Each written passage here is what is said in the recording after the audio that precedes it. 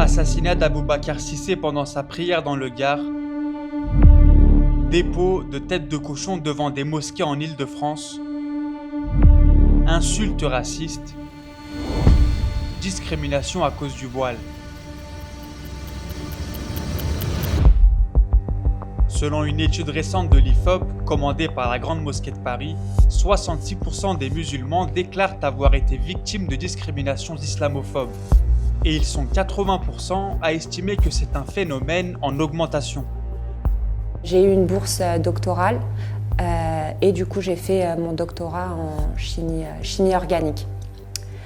Et après du coup avoir soutenu, j'ai commencé à chercher un postdoc parce que j'étais vraiment passionnée par le domaine de la recherche en chimie. Et pendant un an, du coup, j'ai rien trouvé. Donc, au début, on se dit que c'est un secteur bouché, tout ça, mais je continue à chercher. Mais à la fin, après un an, j'ai commencé à me poser un peu des questions. Est-ce qu'il n'y avait pas un peu de discrimination parce que je recevais vraiment pas de réponse, pas d'entretien. Par exemple, quand j'envoyais un mail pour poser une question à la personne qui publiait l'offre, elle me répondait, mais une fois que j'avais envoyé mon CV, j'avais plus du tout de réponse, même pas des réponses vous n'êtes pas retenu ou voilà, donc c'était vraiment silence radio après avoir envoyé mon CV. Ensuite, ma petite sœur, à un moment donné, elle m'a dit oui, à un moment donné, Rada, c'est bon, t'es musulmane et tu portes le voile. Et on est en France. Je rentre en 3e année d'université. Donc ravie de rentrer en dernière année pour obtenir le diplôme. Donc commence l'appel et puis je dis oui. Et là on a un grand silence.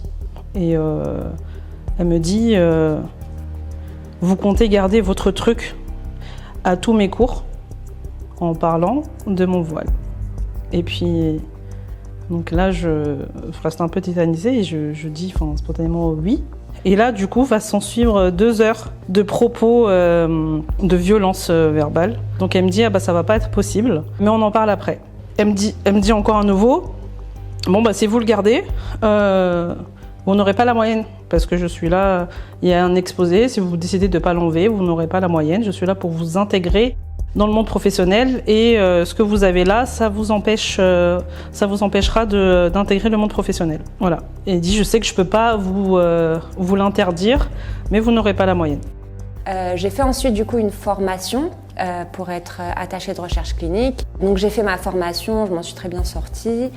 Et une des managers qui est intervenue dans la formation, du coup, j'avais postulé pour un stage avec elle. Elle m'a reçue en entretien. Elle voulait me prendre.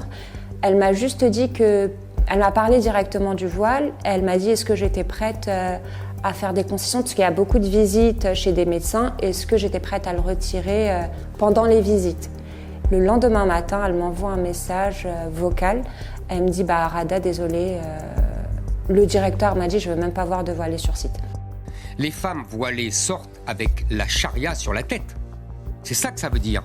Le voile, ça veut dire, d'abord, ça veut dire je ne veux pas être française. Cette fixation sur le voile n'est pas une fixation récente. En pleine guerre d'Algérie, Madame Massu procède à des cérémonies visant à dévoiler les femmes algériennes parce que c'est pensé, ce dévoilement, comme l'expression de l'avènement de la civilisation, l'avènement des valeurs républicaines. Encore une fois, c'est sans doute pas un hasard non plus. Il s'agit à la fois de stigmatiser la religion musulmane, mais il s'agit là aussi, et là encore, spécifiquement de s'en prendre aux femmes, pensées sans doute comme plus particulièrement soumises à cette religion dès lors que celles et ceux qui tiennent ce langage sont convaincus, encore une fois, que la religion musulmane est plus spécifiquement hostile à l'émancipation féminine. Quand j'étais doctorante, il y a un autre enseignant-chercheur, un 3e, qui me dit « Du coup, tu vas faire quoi plus tard ?» Je fais « Moi, j'aimerais bien être enseignant-chercheuse, pas comme toi, tu vois. Mais bon, en France, ça va pas être possible. » Il me fait « Ah, pourquoi ?» Je fais « Parce que on peut pas être fonctionnaire et voilé. » Il m'a fait « Ah, donc tu veux aller en Arabie Saoudite ?» Et là, je fais non, je vais juste traverser la Manche et je vais aller en Grande-Bretagne. Et il me fait ah oui, c'est vrai. Et en fait, c'est un problème franco-français. Et il pense que c'est qu'on a besoin d'aller dans un pays musulman pour pouvoir être accepté tel qu'on est. Mais c'est un problème franco-français. Pour le politologue Olivier Lecourt-Grandmaison, il faut remonter au XIXe siècle pour comprendre les racines de cette obsession française avec les écrits d'un historien et penseur de la Troisième République, Ernest Renan. Ernest Renan publie textes et conférences qui donnent de l'islam une image particulièrement négative, dans la mesure où il estime que l'islam est par essence une religion de guerre, que l'islam est par essence une religion hostile au libre usage de la raison et donc au progrès scientifique et technique. Et l'ensemble de ces représentations, parce que c'est Ernest Renan qui s'exprime, parce qu'il est professeur au Collège de France, parce qu'il est considéré comme l'un des pères fondateurs de la Troisième République, ces différentes conceptions vont avoir des conséquences extrêmement importantes sur l'ensemble des sciences humaines, puisqu'on va retrouver des éléments mobilisés par des historiens, des géographes, des juristes lorsqu'il s'agit de penser un certain nombre de dispositions applicables à ce qu'on appelle à l'époque les indigènes, et notamment en Afrique du Nord, en Algérie et en Afrique occidentale française. Et on en trouve également des traces dans la littérature. Je pense que le voile est un uniforme imposé par les islamistes. Je pense que une grande partie des jeunes femmes qui le mettent ne peuvent pas faire autrement en réalité, même si elles n'osent pas le dire. Ces idées se retrouvent aujourd'hui chez certains hommes politiques qui font de la critique de l'islam un sujet central.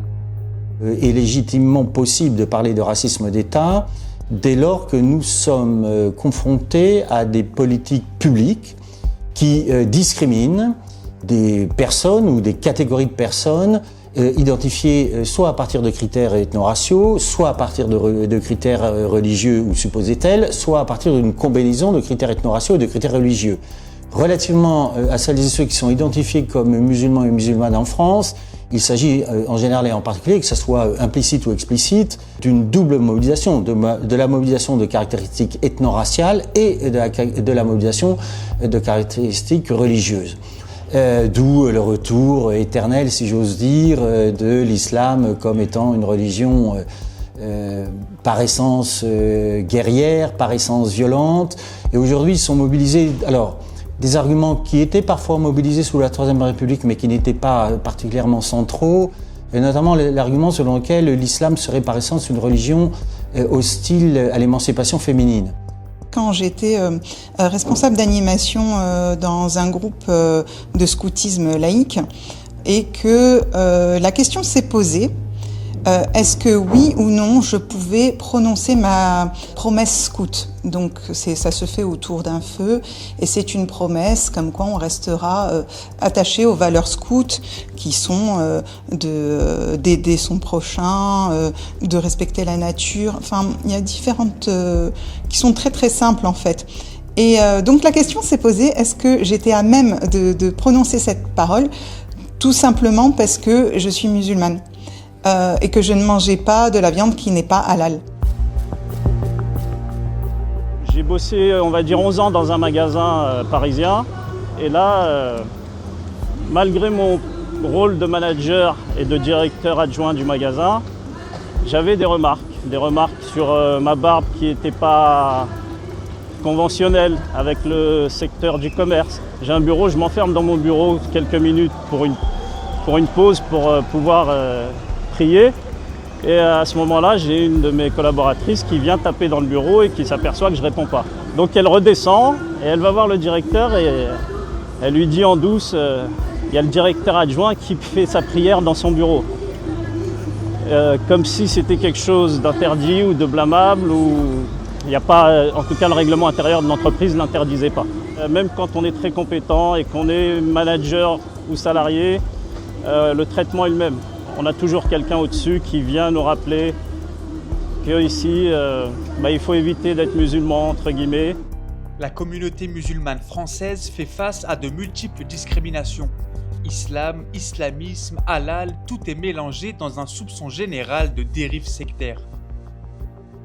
L'étude qui a été commandée par la Grande Mosquée de Paris et qui fait ressortir que 66% des musulmans estiment avoir été victimes de discrimination ou d'obstruction à leur vie quotidienne parce qu'ils sont musulmans, comparativement à 20% de la population qui dit pouvoir ressentir des obstacles, est un chiffre qui parle de lui-même et qui démontre que effectivement la France est frappée par un syndrome qui s'appelle l'islamophobie.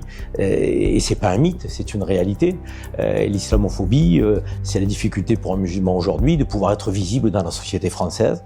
Donc ce sont des débats télé qui focalisent de manière obsessionnelle sur l'islam et les musulmans, pas sur l'islamisme, pas sur l'extrémisme, sur l'islam et les musulmans. Il faut bien quand même faire la part des choses. Le sport, c'est ce lieu, c'est cette grammaire universelle où on peut communier, quelles que soient les origines et quelles que soient les religions ou les croyances. Vive le sport et donc à bas le voile, bien sûr. Ce sont des discours à la tribune de politiques qui sont en responsabilité. Bruno Retailleau, ministre de l'Intérieur, qui est aussi le ministre des Cultes, qui dit donc dans une tribune à bas le voile, donc sans aucune hésitation. Il est ministre des Cultes, faut-il le rappeler. La laïcité n'interdit pas à une femme de porter le voile si elle souhaite le porter au nom de ses convictions religieuses, sur la voie publique en tout cas. Et donc on a une atmosphère qui démontre que l'islamophobie, je ne dirais pas que c'est un système étatique. En tout cas, elle est décomplexée dans la société française.